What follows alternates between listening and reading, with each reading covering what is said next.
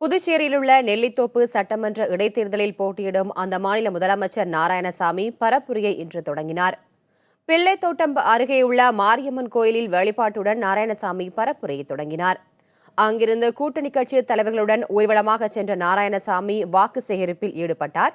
முன்னாள் முதலமைச்சர் ஜானகிராமன், காங்கிரஸ் மாநில தலைவர் நமச்சிவாயம் உள்ளிட்டோர் இந்த தேர்தல் பரப்புரையில் பங்கேற்றுள்ளனர். நெல்லித்தோப்பு இடைத்தேர்தலுக்கான வேட்புமனு தாக்கல் தொடங்குவதற்கு முன்பே நாராயணசாமி தனது பரப்புரையை தொடங்கிவிட்டார்.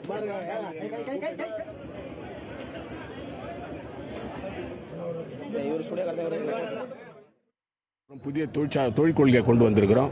புதுச்சேரியில் வேலைவாய்ப்பு பெறுகிற நடவடிக்கை எடுத்திருக்கிறோம். சட்டம் ஒழுங்கை கட்டுக்குள்ள கொண்டு வந்திருக்கிறோம். புதுவை மாநில மக்கள் அமைதியாக வாழ்வதற்கான திட்டத்தை உருவாக்கி இருக்கிறோம். அதாவது சுற்றுலா வளர்ச்சி ஏற்படுத்தியிருக்கிறோம். அதே போல் இது தொடர வேண்டும். அதே போல் நெல்லித்தோப்பு தொகுதியிலையும் நல்ல வளர்ச்சி ஏற்பட வேண்டும். ஒட்டுமொத்த புதுச்சேரி மாநில வளர்ச்சி, நெல்லித்தோப்பு தொகுதியினுடைய வளர்ச்சி, இதை ஒருங்கிணைஞ்சு நாங்கள் செயல்படுவோம்.